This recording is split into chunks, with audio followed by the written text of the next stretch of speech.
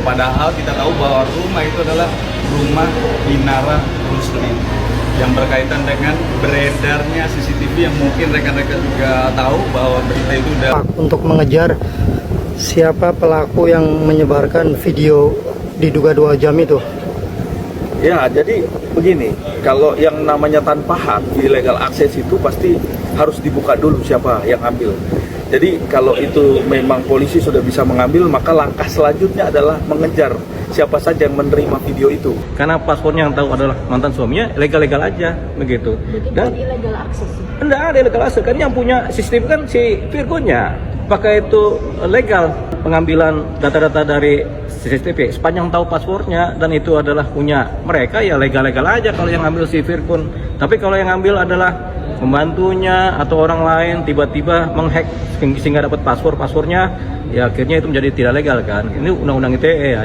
Jadi Secara hukum itu ada track, ya sesuai fakta aja. Insanul lakukan semua yang menjadi pokok disampaikan menjadi alat bukti. Ya silakan, nanti tetap datang kooperatif, bicara dengan pemilik, tidak menghindar, melakukan on the track. Dan kalau memang ya terbukti dia melakukan pasal yang dimaksud dan sesuai alat buktinya, dia harus menerima konsekuensinya.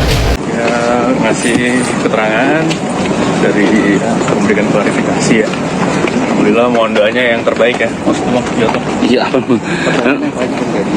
Ya, terkait pasal 284. Alhamdulillah.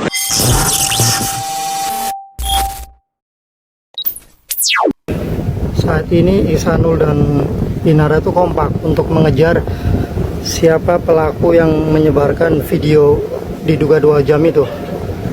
Ya, jadi begini, kalau yang namanya tanpa hak illegal access itu pasti harus dibuka dulu siapa yang ambil. Jadi kalau itu memang polisi sudah bisa mengambil, maka langkah selanjutnya adalah mengejar siapa saja yang menerima video itu. Itu terpenting. Terus bagaimana video itu bisa tersebar? Kan video ini video asusila. Tentunya di dalam proses hukum Undang-Undang ITE itu menyatakan bahwa siapakah mendistribusikan, muatannya adalah muatan asusila, di mana itu ada ancaman hukumannya dan nggak main-main ancaman hukuman sampai dengan 5 tahun penjara dan lebih daripada 5 tahun kalau tergantung bagaimana dia memakai atau menggunakannya, apalagi menjual. Nah, ini coba pahamin dulu. Jadi pihak kepolisian saya rasa presisi apa? Sesuai faktanya, ya, jangan ditutup-tutupin. Kalau memang ada yang ngambil dulu, tolong dipegang. Tahu siapa yang nyuruh, ada yang nyuruh nggak? Kalau nggak ada yang nyuruh, siapa ya? Dilempar ke siapa itu gambar video itu kan gitu. Itu kan gampang aja sebenarnya. Dan kalau memang pakai nomor handphonenya siapa? Cari ya nomor handphonenya siapa, kan gitu. Jadi kita nggak bisa bicara karena ini ranah hukum, biarlah ranah hukum yang bicara karena sudah masuk proses laporan kan. Jadi biarkan itu, saya rasa tinggal kita melihat bukti-bukti yang kuat nanti di dalam proses hukum. Saya di sini di luar karena saya diminta cuman jadi advisor, ya udah saya jawab aja. Oke, Bang. Saya tahu. Oke, Bang, artinya apakah itu merupakan bentuk bargaining dari seorang Ihsanul dan Inara karena terancam posisi dia dilaporkan oleh Mawa dugaan perzinahan? Jadi gini, kalau namanya proses bargaining itu saya rasa suatu hal kasus yang berbeda ya. Kalau bargaining itu nanti nggak bisa dilihat dari sistem itu. Kayaknya kalau namanya perzinahan pasal 284 itu dan ada ancaman hukumannya, tentunya kalau dia terbukti ya sudah harus terima lah. Ihsanul harus bertanggung jawab. Saya sudah sampaikan resikonya ini. Dan kalau memang pasal undang-undang ITE illegal access ya. Kalau dilihat di illegal access ini juga terbukti siapa pelakunya, ya pelakunya harus dibuka. Ya, apa motifnya pelakunya ini kan? Nah, itu yang terpenting karena ini dua hal yang berbeda. Kalau ngomong bargaining, saya rasa saya bilang sih ini proses hukum tetap harus jalan dua-duanya. Kalau memang bisa dibuktikan, buktikan semuanya.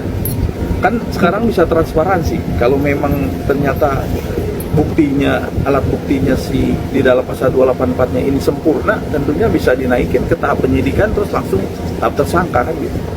Oke, Bang, berarti kalau illegal access itu pelakunya satu tunggal atau ada keterlibatan orang lain? Atau ya, bisa jadi Mawa juga? Rangkaian cerita ya, kalau yang namanya prosesnya sudah berjalan-jalan semua kemana-mana, ya itu kan bersama-sama ya. Tapi balik lagi, nanti dilihat peristiwanya. Dilihat CCTV ini selalu ada password. Nah, password ini yang punya siapa? Yang punya kan kalau itu di rumahnya Inara, ini rumahnya Inara atau rumahnya Virgon? Dua-duanya lah ya. Ex bersama. Artinya mantan suami dan si Inara ini tahu passwordnya. Jadi pelakunya kalau nggak pasti yang pegang password bisa Inara, bisa si mantan suaminya kan? Apakah itu legal pengambilan data-data dari CCTV? Sepanjang tahu passwordnya dan itu adalah punya mereka ya legal-legal aja kalau yang ngambil si Virgon. Tapi kalau yang ngambil adalah pembantunya atau orang lain tiba-tiba menghack sehingga dapat passwordnya, ya akhirnya itu menjadi tidak legal kan. Ini undang-undang ITE ya. Jadi karena passwordnya yang tahu adalah mantan suaminya, legal-legal aja begitu. Dan illegal akses. Enggak ada illegal akses kan yang punya sistem kan si Virgonnya begitu. Apa yang ilegal? Orang kita punya handphone kita sendiri kita kutik-kutik kok. Kadang-kadang ya kita punya handphone sendiri pun istri aja nggak berani ngutik-ngutik, takut kena illegal access kan. Tapi kan kalau tahu passwordnya, apalagi CCTV, kalau handphone kan masih begitu. CCTV kan dua-duanya tahu tuh yang beli CCTV siapa, pasti Virgon atau kalau nggak Inara. Mungkin pas mereka masih menikah mereka beli sebagai harta bersama, sama dong haknya terhadap CCTV kan legal semua kan. Artinya harta bersama itu CCTV sebenarnya. Tapi bisa diproses nggak sih Bang secara hukum sendiri akhirnya kalau Inara kalau setiap laporan itu diproses dulu, tapi nanti terpenuhi unsurnya apa tidaknya kan baris krimin tahu tuh. Nah kita kan cuma ngasih gambaran sederhana kisi-kisinya, kemungkinan seperti apa. Kalau kemungkinan seperti yang kita ceritakan, ya nggak ada ilegalnya begitu. Kalau pelanggaran ITE Nggak ada kan, itu yang punya mereka berdua. Salah satu buka yang nggak ada persoalan. berarti bisa Berarti kemungkinan antara salah satu ini Bang ya yang bisa jadi menyebarluaskan video itu. Iya, sebenarnya CCTV nggak disebarluaskan, hanya dikasih ke satu orang, nggak ada penyebarluasan sebagai barang bukti kan, jadi nggak ada yang menyebarluaskan. Makanya sebenarnya ini bukan persoalan hukum yang solid, yang kekeh, yang beku, yang keras. Ini sebenarnya cuma persoalan minta maaf gitu. Kalau maaf tuh dimaafin tuh Pak, kan Marwah juga Mawa ya. Mawa juga kan agamanya kuat tuh, pasti dia ada rasa pemaafnya tinggi gitu. tapi Bang ambilnya case ini kan jadi makin panjang ya, saling melapor nih dari Iya, CCTV. nanti ada yang kalah akhirnya kan begitu. Makanya sebenarnya sebelum kesana terjadi terlalu jauh, mendingan dari awal tuh udah minta maaf aja kan selesai tuh gitu. Tapi karena nggak mau minta maaf, ada gengsi atau yang lain hal yang dipikiran, jadi nggak minta maaf.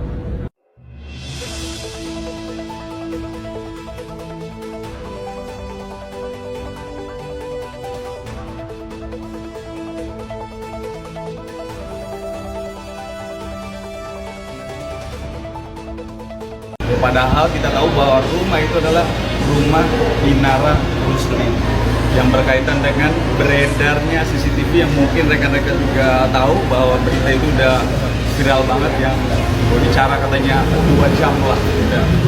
Nah ini yang hari ini lagi didalami oleh penyidik. Saya mendampingi Mbak Viola yang tahu ya, yang mengetahui bagaimana CCTV yang informasinya 2 jam itu beredar di luar bisa nyampe ke orang-orang.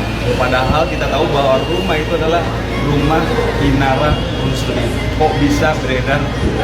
Dengan beredarnya ya di media sosial yang rame banget gitu loh, yang berkaitan dengan perbuatan asusila yang dilaporkan oleh siapa pelapor Mawa ya, yang berkaitan dengan CCTV itu. Padahal kita tahu kalau bukti ya yang dijadikan sebagai alat bukti tetapi itu adalah didapat secara melawan hukum, artinya proses penegakan hukum itu tidak boleh dilakukan dengan cara-cara melawan hukum. Jadi mungkin rekan-rekan tahu ya, Alat hukum itu on the track, ya sesuai fakta aja.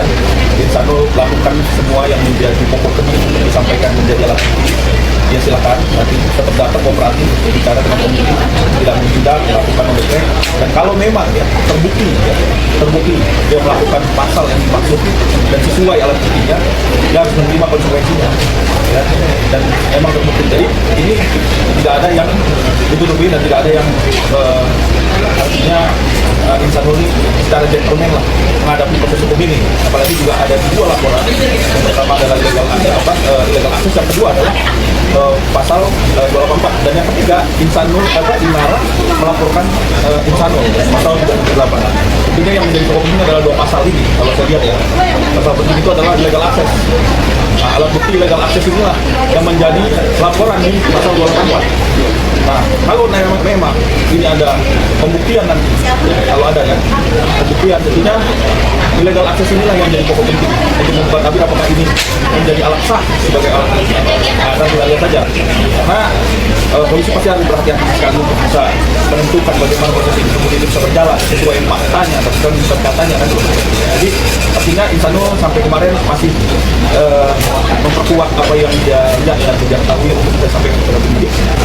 Tapi Bang, kalau nanti sekiranya Insanul meminta Abang untuk menjadi kuasa hukum sendiri akan seperti apa? Kalau saya di sini tidak akan berpihak kepada 3 orang, saya punya netral proses hukum aja. Jadi kalau untuk bicara masalah saya bikin pilihannya, saya masih belum ke arah situ karena Insanul juga tidak memberitahu saya jadi untuk jadi biarkan aja dia berjalan sendiri ya, sesuai dengan apa yang menurut dia adalah yang terbaik. Jadi kalau dia nekat kawin lagi, sudah pasti perkawinan tidak sah, sudah pasti perkawinan cacat hukum. Dan bagi perempuan yang mau dinikahi oleh para laki-laki tanpa memenuhi persyaratan, itu sudah pasti status Anda tidak sah menjadi istri. Jadi tidak ada kekuatan hukum atas perkawinan itu, dianggap tidak ada. Jadi perkawinan itu by law itu gugur ya, bukan dapat dibatalkan, tapi memang tidak memenuhi syarat. Kalau perkawinan itu tidak memenuhi syarat, tidak dapat dikatakan memenuhi status perkawinan yang sah. Nah, Anda tahu konsekuensinya. Kalau suatu perbuatan hukum itu tidak sah, maka ada konsekuensi hukumnya. Dan itu harus diketahui oleh para perempuan yang mau dinikahi tanpa adanya persetujuan istri.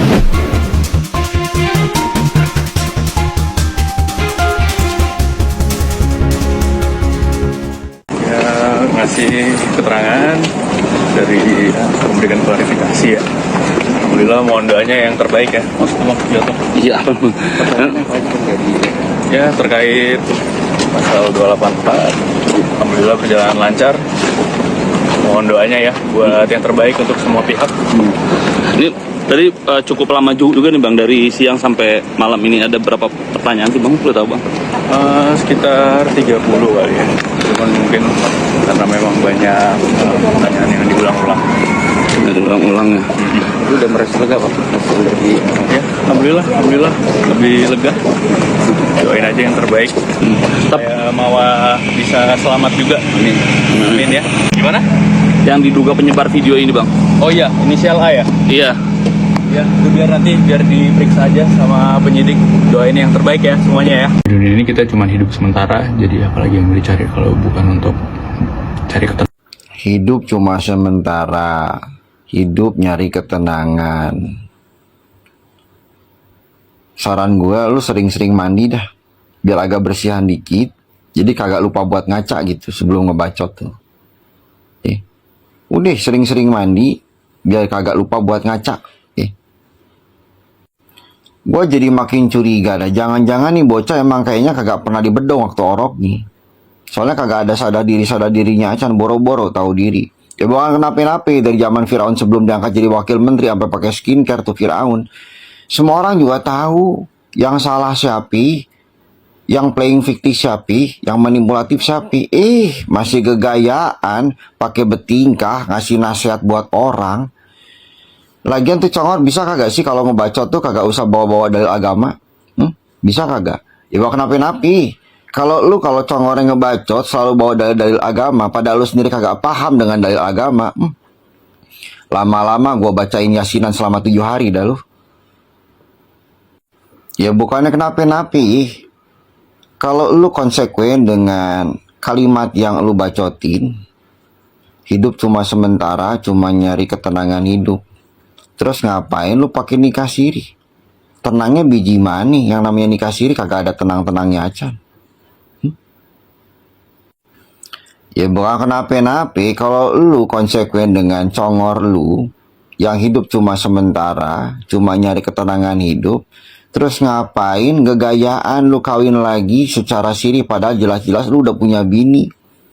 Ngapain lu nyari isi sempak yang lain sedangkan lu udah punya isi sempak sendiri dari bini lu? Kalau congor lu konsekuen dengan bacotan lu, hidup cuma sementara, hidup cuma cari ketenangan, bisa gua jembrengin tuh bacotan lu dengan kelakuan lu. 7 hari 7 malam kagak bakal kelar-kelar episodenya. Iya. Udah, saran gua mendingan lu sering-sering mandi, banyakin mandi, biar kagak lupa buat ngaca.